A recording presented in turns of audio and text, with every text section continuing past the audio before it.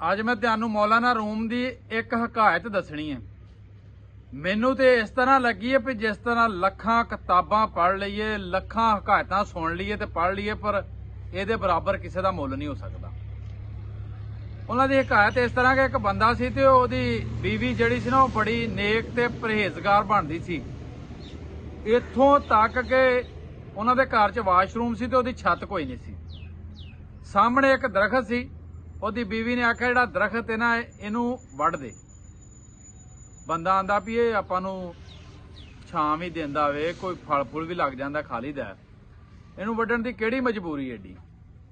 ਆਂਦੀ ਮੈਂ ਜਦੋਂ ਗੁਸਲ ਕਰਨੀ ਆ, ਨਹਾਨੀ ਆ ਨਾ, ਤੇ ਉੱਤੇ ਪਰਿੰਦੇ ਬਹਿ ਕੇ ਤੇ ਮੈਨੂੰ ਵਹਿੰਦੇ ਨੇ, ਤੇ ਮੈਂ ਨਹੀਂ ਚਾਹੁੰਦੀ ਵੀ ਮੈਨੂੰ ਤੇਰੇ ਤੋਂ ਇਲਾਵਾ ਕੋਈ ਵੀ ਦੁਨੀਆ ਦੀ ਚੀਜ਼ ਮੈਨੂੰ ਵੇਖੇ।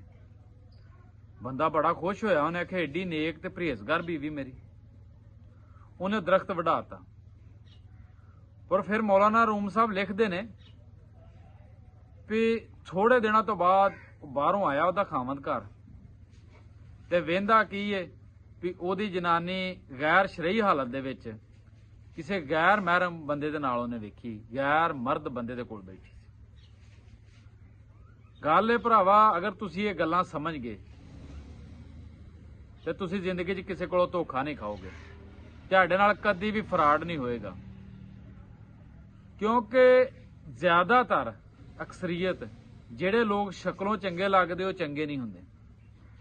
ਜਿਹੜੇ ਆਪਣੇ ਆਪ ਨੂੰ ਬਹੁਤਾ ਸਮਝਦਾਰ, ਮੁਤਕੀ, ਪਰਹੇਜ਼ਗਾਰ, ਤਕਵਾ ਦੱਸਦੇ ਨੇ ਨਾ, ਇਹ ਧੋਖਾ ਦਿੰਦੇ। ਇਹਨਾਂ ਤੋਂ ਬਚ ਕੇ ਰਿਹਾ ਕਰੋ। ਗੱਲ ਉਹ ਇਸੇ ਤਰ੍ਹਾਂ ਵੀ ਕੋਈ ਬੰਦਾ ਜਾਣ ਡਿਆ ਸੀ ਨਾ ਸੜਕ ਤੇ, ਉਹਦੇ ਨਾਲ ਅੱਗੇ ਬੰਦਾ ਸੀ ਤੇ ਉਹ ਅੱਗੋਂ ਨਾ ਬੌਕਰ ਫੜੀ ਤੇ ਬੌਕਰ ਮਾਰਦਾ ਸੀ।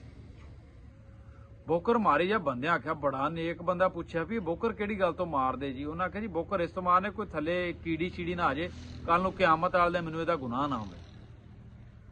ਉਸ ਤੋਂ ਥੋੜਾ ਮਿੰਟ ਲੰਘੇ ਜੋ ਬੰਦੇ ਇੰਨੀ ਪੁੱਛਦਾ ਸੀ ਰਿਹਾ ਤੇ ਪਿੱਛੋਂ ਪੁਲਿਸ ਆ ਗਈ।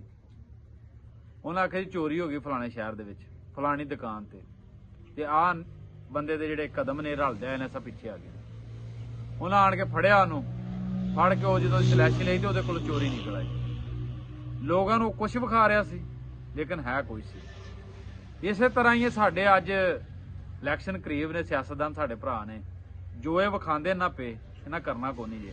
ਵਕਤੀ ਤੌਰ ਤੇ ਨਾ ਵੀ ਕਿਉਂ ਥੋੜਾ ਜਿਹਾ ਸੋਲੰਗ ਦਾ ਟੋਟਾ ਬੂਹੇ ਦੇ ਅੱਗੇ ਨਾਲੀ, ਜਾਂ ਤੁਹਾਡੇ ਪਿਛਲੇ ਬਖਸ਼ਣ ਆਏ ਨੇ ਕੋਈ ਦਵਾ ਖੈਰ ਕਰ ਗਏ, ਇਹਦੇ ਤੇ ਨਾ ਵਿਕਿਓ। ਇਹਨਾਂ ਨੂੰ ਪੁੱਛੋ ਕਿ ਅਸੀਂ ਕਿਹੜੀ ਗੱਲ ਤੋਂ ਦਲੀਲ ਹੋਣ ਡਿਆ 5 ਸਾਲ ਤੋਂ। ਇਹ ਗੱਲ ਪੁੱਛ ਕੇ ਇਹਨਾਂ ਨੂੰ ਵੋਟ ਦੇਣਾ। ਇਹਨਾਂ ਨੂੰ ਇਸ ਤਰ੍ਹਾਂ ਕਿਸੇ ਲੱਖ 2 ਲੱਖ ਦੀ ਚੀਜ਼ ਜਾਂ ਆਪਣੇ ਵਕਤੀ ਮਫਾਦ ਦੇ ਪਿੱਛੇ ਵੋਟ ਨਹੀਂ ਦੇਣਾ। ਆਉਣ ਵਾਲੇ ਵਕਤ ਦਾ ਸੋਚਣਾ, ਆਪਣੀਆਂ ਨਸਲਾਂ ਦਾ ਸੋਚਣਾ, ਤੇ ਇਹਨਾਂ ਨੂੰ ਪੁੱਛ ਕੇ ਇਹਨਾਂ ਕੋਲੋਂ ਬਲਕਿ ਵਾਅਦਾ ਕਰਵਾ ਕੇ ਇਹਨਾਂ ਨੂੰ ਵੋਟ ਦੇਣਾ ਕਿ ਅਗਰ ਆਉਣ ਵਾਲੇ ਵਕਤ ਸਾਡਾ ਮੁਸਤਕਬਲ, ਸਾਡੇ ਮੁਲਕ ਦਾ, ਸਾਡਾ ਮੁਲਕ ਇਸ ਗੱਲ ਵਾਸਤੇ ਨਹੀਂ ਸੀ ਬਣਿਆ ਕਿ ਸਿਆਸਤਦਾਨ ਆਉਣ ਤੇ ਚੋਰੀਆਂ ਕਰਨ ਤੇ ਘਰ ਟੁਰ ਜਾਣ। ਮੇਰੇ ਕਾਇਦ ਨੇ ਇਸ ਤੋਂ ਨਹੀਂ ਸੀ ਬਣਾਇਆ। ਉਹਨੇ ਬਣਾਇਆ ਸੀ ਇੱਕ ਨੇਕ ਤੇ ਹੁਕਮਰਾਨ ਲੀਡਰ ਆਉਣ ਦੇ, ਮੁਸਲਮਾਨ ਜਿਹੜੇ ਅਮਾਨੀ ਜਜ਼ਬੇ ਦੇ ਨਾਲ ਇਸ ਮੁਲਕ ਨੂੰ ਚਲਾਉਣਗੇ। ਤੇ ਅੱਜ ਤੁਹਾਡੇ ਕੋਲ ਵੇਲਾ ਵੇ, ਸੋਚ ਸਮਝ ਕੇ ਆਪਣੇ ਵੋਟ ਦਾ ਇੰਤਖਾਬ ਕਰਿਓ। ਬਾਕੀ ਮੇਰੀ ਦੁਆ ਹੈ, ਹੱਸਦੇ ਰਹੋ, ਬਸਦੇ ਰਹੋ।